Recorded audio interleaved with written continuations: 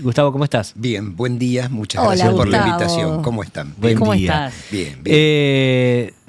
¿Cómo se va a juntar Forja con Ricardo Alfonsín? ¿Van a estar juntos? ¿Cómo van a hacer? ¿Qué van a forjar? Nosotros hemos tomado la decisión. Queremos Sí. forjar un espacio progresista, aunque a algunos esa palabra les da urticaria, Bueno. pero Lula lo es, y la Sí. verdad que es admirable.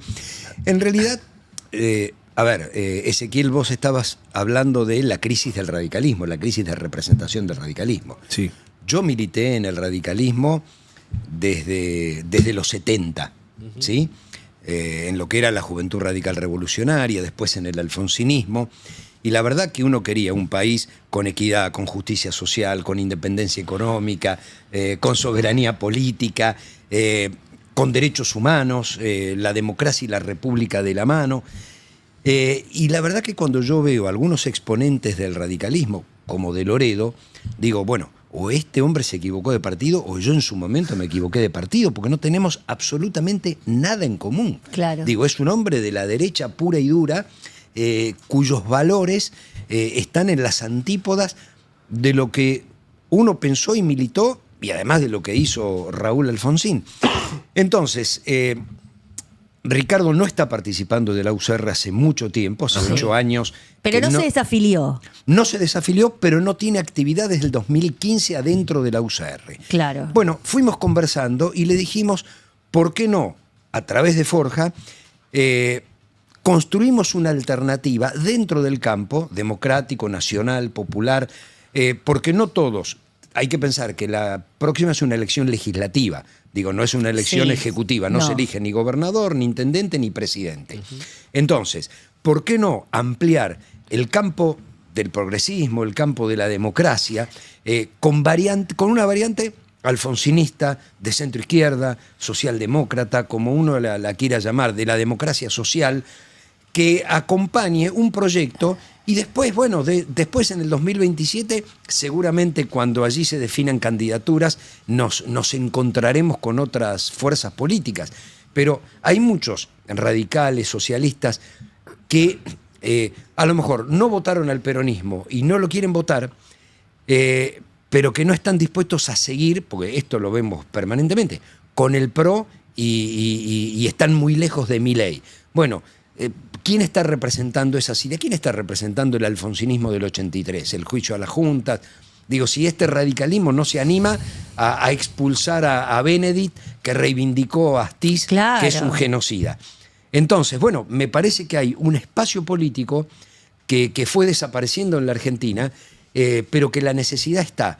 Bueno, la idea es empezar a construirlo. Bueno, y el año que viene ver si eso dio resultado o no dio resultado. Pregunta, ¿adentro del partido o por fuera del partido? Por fuera. A través de Forja y a través... ¿Y no se puede hacer una línea interna para disputar la conducción adentro del partido centenario, como se dice? No, hoy no tienes... Mira, en el año... Cuando nosotros fundamos Forja, fue cuando Néstor Kirchner convocó a la transversalidad. Exactamente. ¿Qué año fue eso?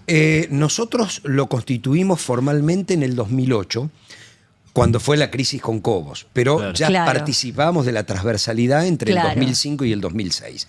¿Y cuál fue la decisión nuestra? A ver, yo todavía militaba en el radicalismo y con algunos amigos decíamos, che, lo que está haciendo este hombre es lo que nosotros pensábamos que había que hacer. Claro. Digo, nosotros pensábamos que había que retomar los juicios contra los crímenes de lesa humanidad. Nosotros creemos, lo que está haciendo con los jueces de la Corte, cómo amplió la Corte, rompió la lógica del posibilismo y empezó a aumentar los salarios, intervenir en la economía. Entonces había unas coincidencias programáticas e ideológicas. Sí. A partir de allí, la mayoría del radicalismo en aquel entonces, el radicalismo tenía 6 gobernadores, 5 pactaron con Kirchner y fueron a la transversalidad, Sí. sin partido.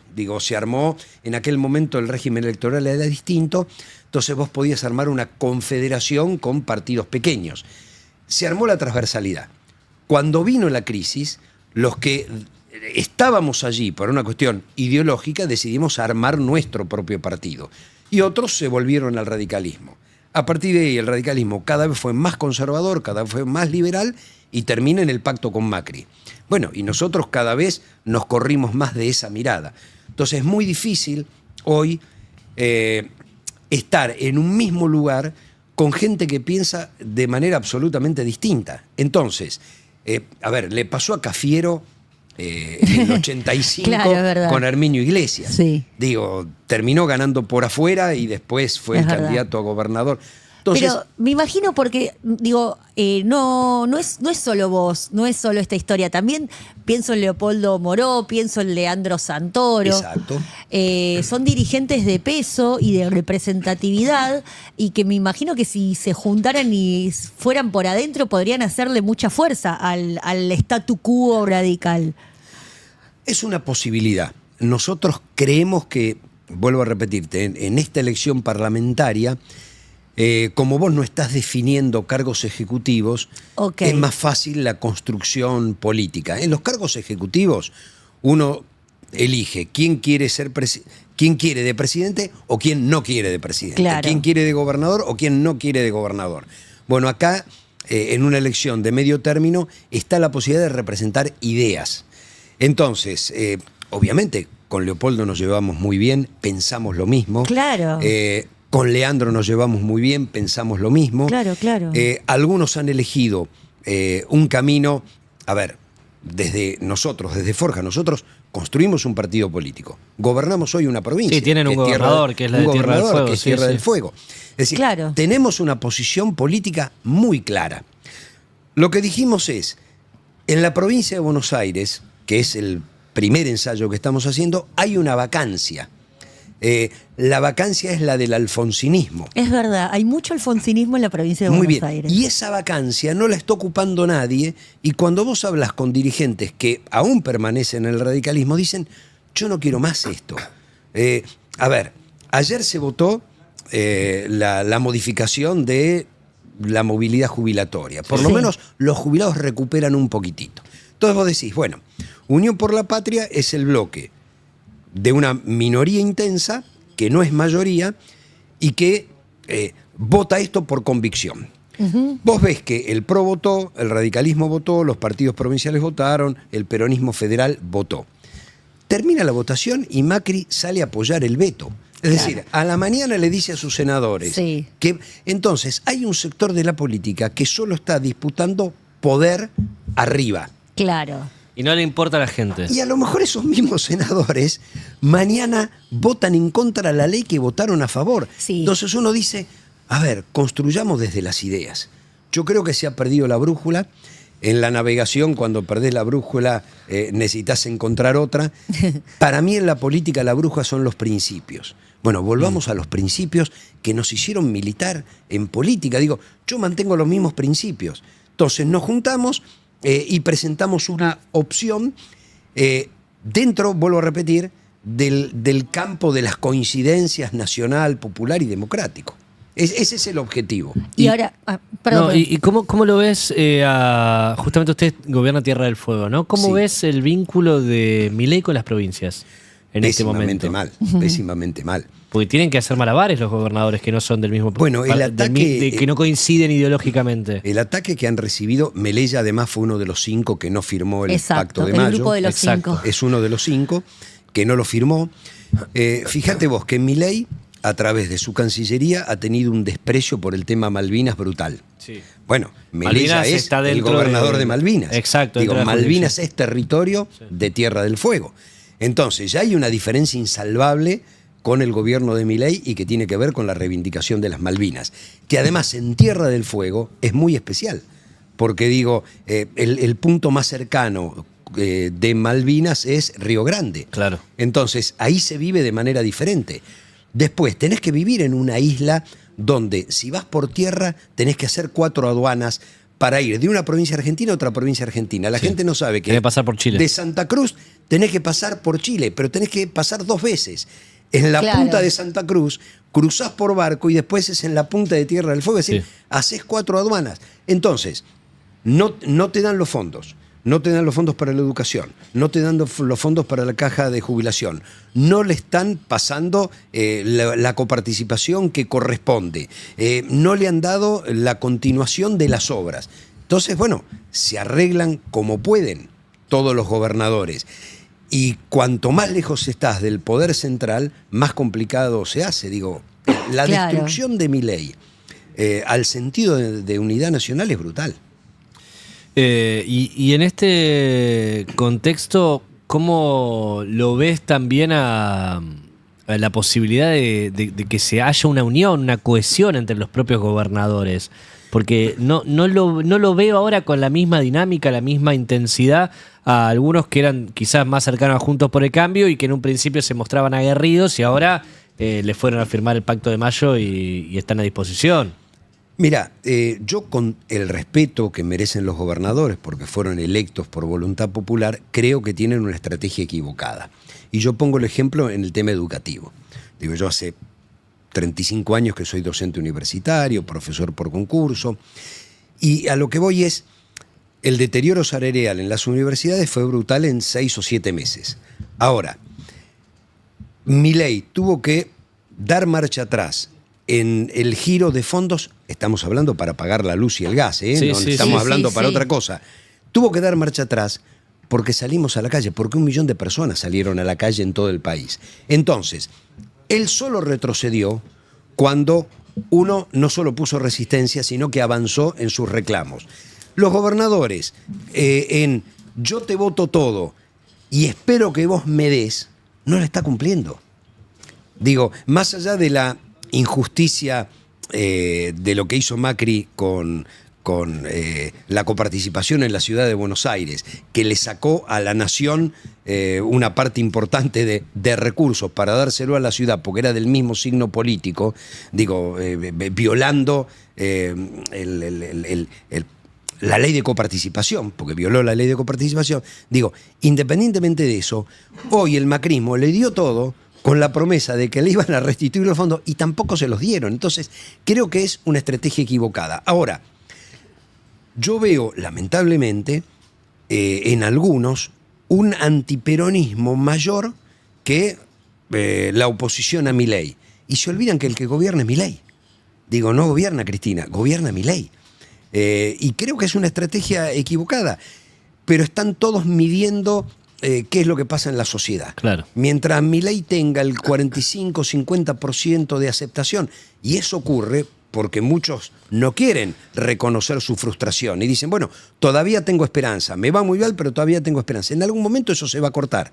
Bueno, en ese momento todos esos gobernadores le van a dar la espalda, van a decir siempre fuimos opositores. En el mientras tanto hay que bancar la parada, porque digo, nosotros sí somos opositores.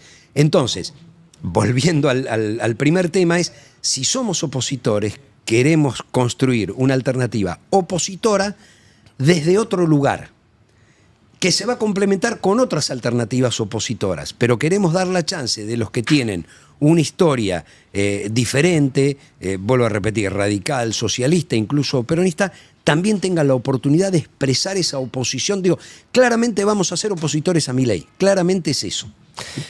Vos fuiste presidente del ENACOM, del Ente Nacional que regula las telecomunicaciones. ¿Cómo ves ahora este cambio del mapa de medios que se está empezando a dar? Porque hay muchos medios chicos que están cerrando, hay muchos otros que están apretando para que sean pseudo oficialistas.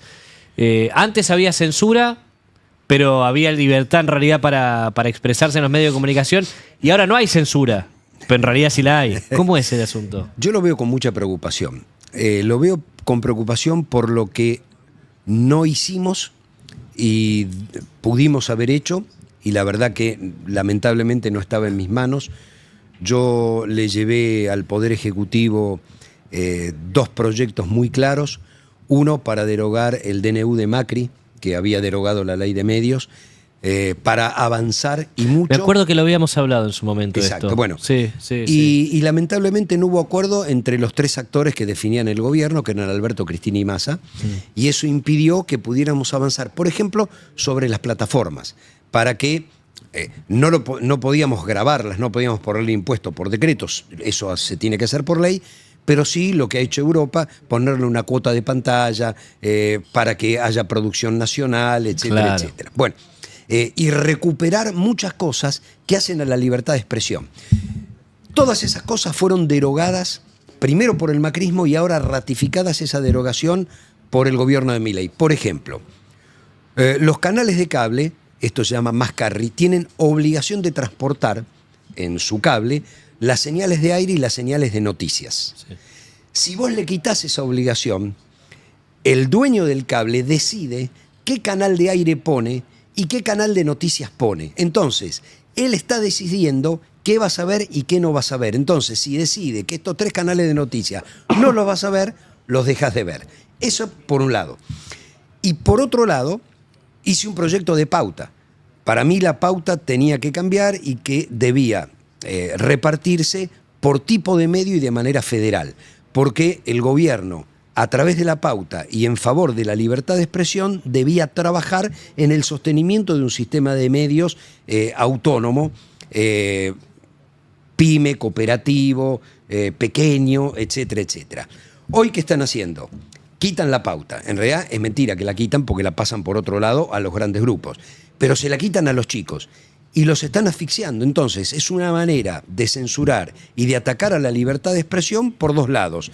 Te ahogo económicamente, no te vas a poder sostener y además le dejo la libertad a los grandes grupos de cables que te puedan quitar de la grilla. Bueno, es muy preocupante, pero con tantas cosas que están ocurriendo, esto pasa.